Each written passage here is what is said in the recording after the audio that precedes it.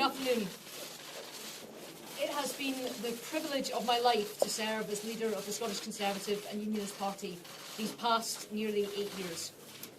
This has been a remarkable time in politics, and I will always be thankful for the opportunity to have a front seat as Scottish political history was being made. I am so proud of the teams that we have built as a party at Holyrood, at Westminster, and in council chambers across the country. Proud, too, of the work that we've done to reach out to all communities in Scotland, north and south, rural or urban, and after some fallow decades, to prove ourselves a truly national party once again. But for me, electoral successes, while undoubtedly important, pale in significance compared to the vital role that our party undertook as part of the campaign to keep Scotland in the United Kingdom at the independence referendum. It was, without doubt, the most important contribution of my working life, and I believe will remain so. It is therefore with a heavy heart that this morning I wrote to the chairman of the Scottish Conservative Party to tender my resignation. I explained the changes, both professional and personal, that have prompted this decision. You all know, and I have never sought to hide, the conflict that I have felt over Brexit. Despite that conflict, I have attempted to chart a course for our party which recognises and respects the referendum result, while seeking to maximise opportunities and mitigate risks for key Scottish businesses and sectors. I hope and believe that industries as diverse as our fishing fleets and our whisky producers have felt well represented by the Scottish Conservatives during this time. The biggest change, however, has been starting a family. And I cannot thank my colleagues, and especially Jackson Carlaw, enough for their generosity and support to both Jen and myself following the birth of baby Finn. It made my return to work in April as smooth as I believe was possible, while the flexibility shown by colleagues since then has allowed me these last few months to continue operating successfully in my role as leader.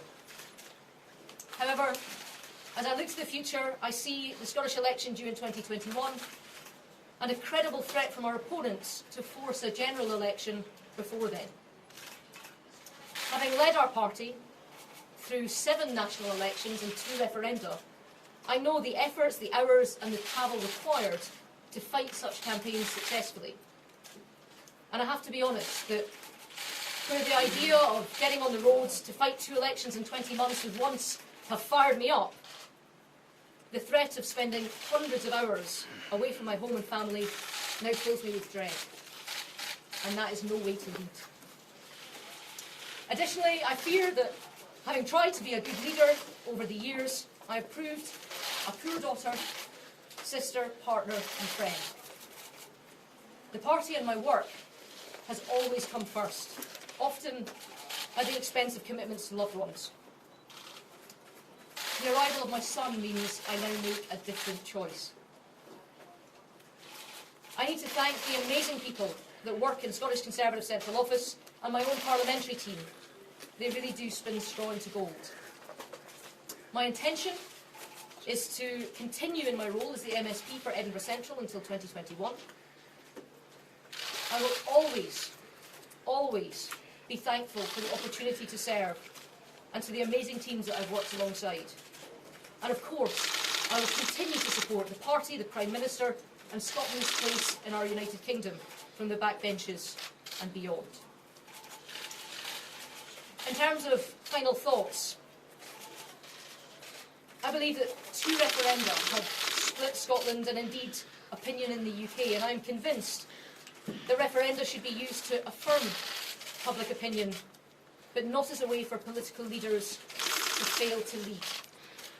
Looking at the division in our politics, I make this plea. The vast majority of people who go into politics do so for the right reasons, to improve their communities and their countries.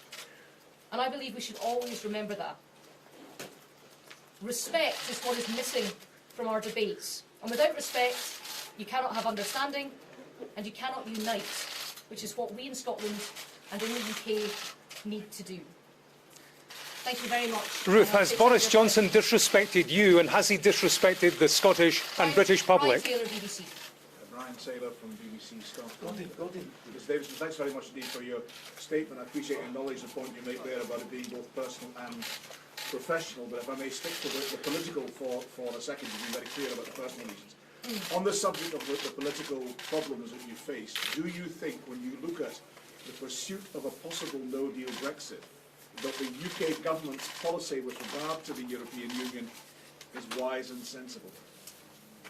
Well, in terms of the politics and the political colliding, I'm, as you know, about to marry an Irish woman. There's a very famous Irish saying that if you want to get somewhere, you wouldn't necessarily start from here. I think we had 3 golden opportunities to support a deal. I think that the people right now who are saying they would do anything to avoid no deal had a goal gaping in front of them 3 times and they hit the ball over the bar. And for all the elaborate plans of bringing down governments and installing, I don't know, Ken Clarke and Harriet Harman on job shares as Prime Minister, the simplest way to avoid no deal is to vote for a deal. And I've never served in the House of Commons, I'm not an aficionado of Erskine May, but my understanding is you can't bring back legislation that's already been voted down, so if it requires a new Queen's speech to bring back a deal, what I would say is, and what I would urge is, to colleagues who want to avoid no deal, vote for a deal. You've had 3 opportunities, you blew every one of them, don't blow a 4th. I know the Prime Minister is seeking to get a deal. I've had long conversations with him on this point, and I believe him when he says that he's seeking to get a deal. And please, for those people who are trying to avoid no deal, make it clear now that if a deal comes back to the House of Commons, you will vote for it, and let the EU hear you say that you will vote for it, so that they understand that there is a reason for them to reopen negotiations. Ruth, if you can't stand 4 square behind Boris Johnson, why should the public? Peter Smith from ITV News. You've obviously got a lot of personal reasons. There are some political reasons in there. Would you like to deliver a message directly to Boris Johnson today to tell him what you think his current Brexit path is going to do for Scotland's place in the UK? I'm happy to give a public message to him. It's the same as the message I conveyed to him yesterday when we had a conversation last night. Prime Minister, get us a deal in the European Union. And what I say to people that say they want to avoid no deal is what I've just said. If the Prime Minister brings a deal back to the House of Commons, as I know he is trying to do, for God's sake, get behind it. And this time, at the 4th time of asking, vote for it. Ruth, Yes. if you can't stand 4 square behind Boris Johnson, why should the Scottish public, and indeed the British public, and tell me this, has he weakened the Union, and in stepping down have you?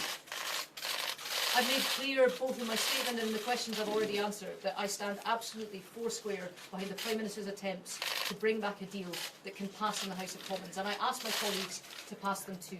And what I would say to him, and I've as well as the letter that I've published that I wrote to the Chairman of the Scottish Party, I've also written a formal letter to the Prime Minister as well, and it's up to his office if they choose to publish it or not. I'm happy for them to do so, where I personally thank him for his commitment to facing down another second independence referendum, to securing Scotland's place in the Union, and to, in his short time that we've worked together since his election as Prime Minister, to his positivity, enthusiasm, his understanding in terms of an engagement with Scottish events, but also his understanding that warm words often aren't enough. They have to be backed up by resource as well. I'll take one more question.